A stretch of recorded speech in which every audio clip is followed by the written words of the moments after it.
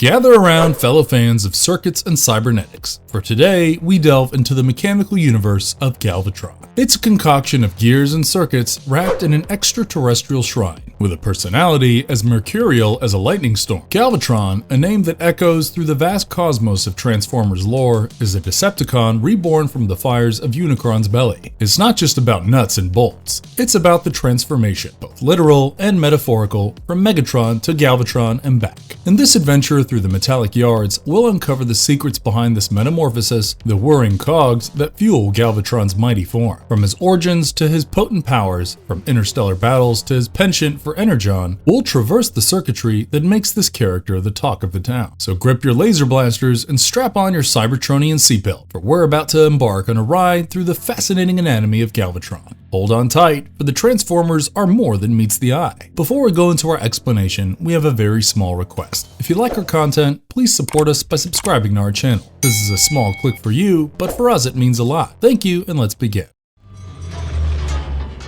Whoa.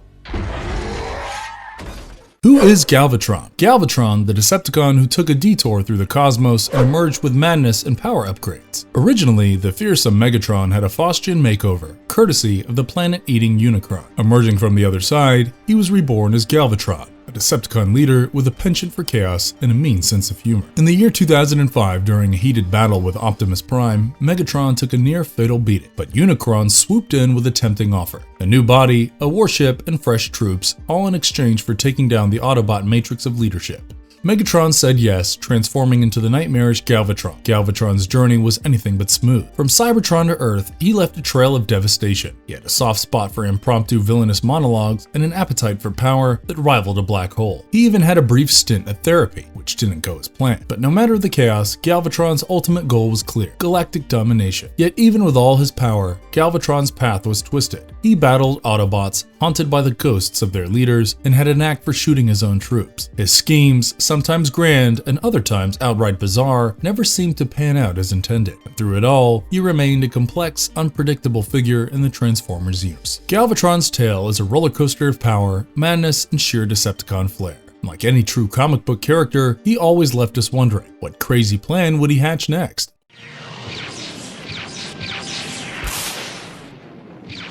What happened to his body after Plasma Bath? After a rough cosmic ride and a nasty dip in a plasma bath, Galvatron got a major upgrade. Post his transformation in the year 2005, things changed. Fast forward, and we find Galvatron wreaking havoc. He had a brand new look, a fearsome cannon mode, and the same old thirst for power. But there was a catch. He later landed in a plasma pit. The dip in the plasma bath? It wasn't a spa day. It drove Galvatron bonkers. Those sanity chips of his? Fried to a crisp. He went from Decepticon leader to mega insane, unleashing his fury on friend and foe alike. Chaos ensued, with Galvatron wreaking havoc wherever he went. Guy even pulverized a planet named Thrall just to prove a point. And so, with a new body, a messed up mind, and a soft spot for planetary destruction, Galvatron's reign of chaos kicked off. It was like a bad makeover with the universe as his runway. One can't help but wonder if the cosmic hairstylist got a little too scissor happy with this transformation. Either way, the result was a Decepticon leader who was more mad scientist than strategic genius. Crush the Autobots to scrap! Crush the earth and its puny humanity! Crush... Why does Galvatron need therapy sessions? The curious case of Galvatron's therapy sessions, or as I like to call it, when Decepticons meet couches. 2006 was a wild ride, and Galvatron was at the wheel, steering the Decepticons towards chaos in the most insane ways possible. The guy had a knack for turning every mission into a comedy of errors. Galvatron's madness hit such heights that even the Decepticon Union officials, yes, they have those, threatened to strike. Imagine that water cooler talk. Cyclonus, ever the loyal sidekick, faced a tough decision. In a move that can only happen in a Transformers sitcom, he coerced Galvatron into some mandatory therapy sessions. Yep, you heard it right, therapy sessions. But not your regular office visits. Oh no, these were on Torculon, the therapy planet. I know, I didn't know therapy planets were a thing either. Now, Galvatron wasn't your typical therapy goer. He had a blast at the word association session and apparently discovered a talent for arts and crafts, especially building weapons. Well, isn't that therapeutic? However, the therapist soon realized Galvatron wasn't going to be cured with the usual talk about your feelings routine. They even tried an organic lobotomy, which of course didn't sit well with our Decepticon friend.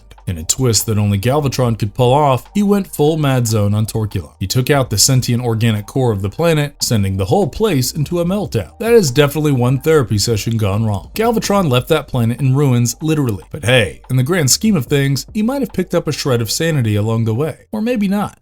Is Galvatron capable of merging his body with Earth? Let's talk about the grand plan of Galvatron, a plot twist worthy of a blockbuster movie. Galvatron, the Transformer bad boy, had set his sights on Earth. Six-Shot, always the idea guy, suggested a classic villain move: wipe out those pesky Autobots. Galvatron gave the nod of approval and sent in his A-team of Combaticons, Terracons, Stunticons, and Horrorcons to stir up trouble on Earth. The result? The unfortunate demise of Ultra Magnus. But Galvatron had bigger plans, and they were as audacious as they come. He spilled the Energon beans to Six-Shot, revealing that he aimed to gather enough energy to turn Earth into his very own power-packed Unicron-inspired body, a makeover fit for a Decepticon king, or in this case, Grand Galvatron. The catch? He needed the best of the best components from his mightiest warriors. He didn't plan on asking for volunteers. Oh no, it was a sacrificial buffet, with Six-Shot and the crew on the menu. However, Six-Shot wasn't too thrilled about becoming spare parts for Galvatron's grand scheme. He promptly spilled the Energon beans to Scorponok,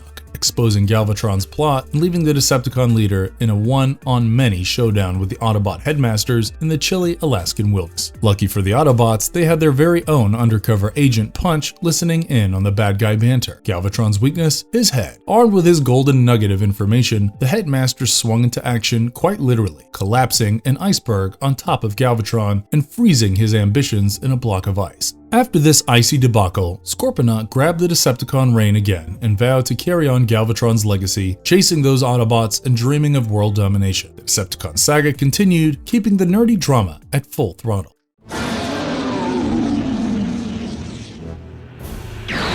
Can Galvatron transform into a dragon? Close your eyes and think of Galvatron, but not your classic Generation 1 version. We're talking a whole new Galvatron, a different flavor, strutting his stuff on the scene. So, Megastorm, the mastermind of Predacons, tried a cunning scheme to tap into some Anglemoy's energy on Earth, aiming to construct bases all over the place. Sneaky, right? Now, Megastorm wasn't a fan of having Galvatron around, snoozing away and potentially stealing his power-hungry thunder. So what did he do? He tossed Galvatron, comatose and all, into a pit of Anglemoy's energy near a volcano. But oh boy, did that backfire. Galvatron woke up with vengeance, blaming Megastorm for this involuntary hot tub session. Galvatron, now wide awake and seriously ticked off, transforms into a fearsome drill tank, causing all sorts of trouble for our maximal heroes. They try to blast him into oblivion, but Galvatron had an ace up his metallic sleeve. He revealed his new form, a massive, fire-breathing dragon. Yep, you read that right. The Maximals, faced with this scaly menace, made a tactical retreat. But Megastorm, lurking in the shadows, decided to lend a hand by giving Galvatron a not-so-graceful shove into a volcano. As Galvatron took a magma bath, Megastorm thought he had it all secured, unaware this was not over.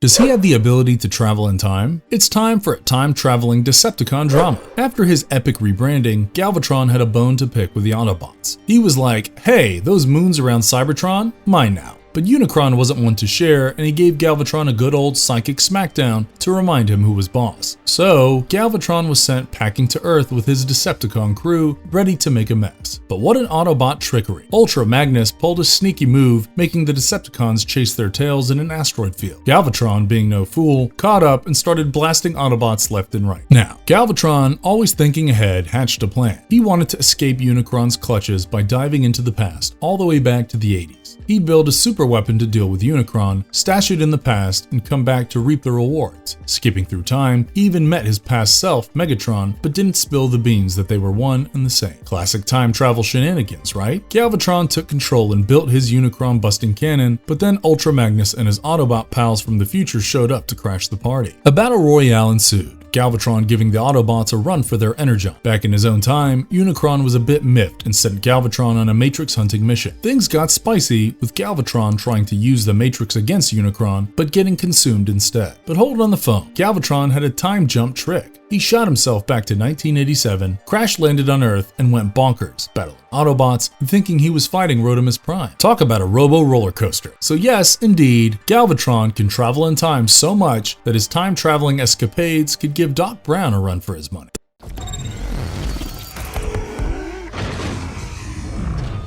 the reason of Megatron's transformation into Galvatron in the movie. So after the hullabaloo in Chicago, Megatron's status went from feared Decepticon leader to a playing card in the CIA's lineup of bad bots. Ouch. Megatron might have taken a beating, but his brain was still in the game, literally. KSI, a tech company, got their hands on this noggin and decided to play brain games. They used his brain to jazz up their own Transformers project, intending to create a military bot named Galvatron that looked like Optimus Prime. But oh, Megatron wasn't having that. His sneaky brain influence made sure Galvatron looked a lot like the boss himself. He had big plans too, swiping the Cyber Sea to build a Decepticon army. But Brains, the smart cookie he was, kept KSI in the dark about Megatron's schemes. After a few false starts with Galvatron prototypes, the fifth one got the Megatron makeover. And guess what? Megatron transferred his senses and hopped into the Galvatron ride. No permission asked. He went rogue, firing at will, causing chaos. Optimus sensed his old nemesis was back in town, but before the final showdown, Lockdown butted in and snatched Prime. When Galvatron decided to paint the town red, or more like metallic gray, it was chaos time. He wanted that cyber seed bad,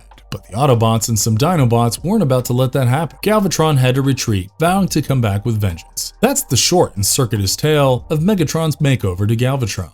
How did Galvatron again transform into Megatron? Megatron, as we all know him, the Decepticon hotshot and Optimus Prime's arch nemesis, had his fair share of spotlight in the movies. But in the fourth film, things got a little funky. He got a makeover and was reborn as Galvatron. Surprise! After a Cybertron rumble and a grand exit in Age of Extinction, Megatron hitched a ride with the sorceress Quintessa. She gave him a new jet-shaped bod, resembling his old form as Megatron. So Galvatron decided to pull a Beyonce and say, "Hey, I'm back. I'm Megatron again." Now, Galvatron wasn't exactly a whole new bot. Nope, he was like Megatron 2.0 with a facelift. His memories, personality, and evil streak remained intact. He just rocked a new look, but don't get too attached. His Galvatron phase was a one-movie wonder. It was a blink and you'll miss it kind of deal, but hey, who can resist the classic Megatron? The dude's got staying power.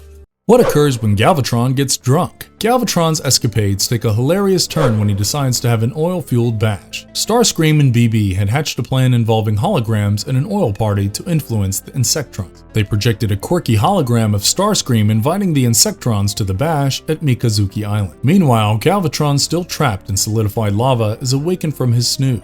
In a tipsy quest for refreshment, he chugs down Starscream's special oil and things get wild. His intoxicated rampage involves mistaking everyone for Leo Convoy and transforming into a fire-breathing dragon. Chaos reigns as Galvatron spews fire and wreaks havoc. The Insectrons and Maximals team up to calm Galvatron down. Some quick thinking and a dose of cold water, they manage to bring him to his senses, leaving Galvatron with a killer hangover and the others with quite the tale to tell. In the end, Galvatron's boozy escapade turns into a bonding opportunity as the Insectrons and Maximals decide to be friends, marking an unexpected twist in this tipsy tale. Cheers to robotic shenanigans! As we power down from this expedition through the mechanical marvels of Galvatron anatomy, remember this: beneath the cold steel and circuitry lies a tale of transformation and resilience, a narrative of rebirth that echoes across galaxies. Galvatron isn't just a robot, he's a symbol of evolution, adapting and mutating to survive the cosmos' harshest trials. Whether we're discussing his fiery dragon form or the shifting psyche from Megatron to Galvatron, it's a chronicle of might and metal. Our journey has uncovered the intricate engineering that fashions this Decepticon warlord and the twists of fate that guide his story. So let the sparks of curiosity linger in your circuits, for the world of Galvatron is as boundless as the cosmos itself. And if you liked our content, don't forget to leave a like and subscribe to us if you haven't already. Have a good one and be safe. Thanks everyone.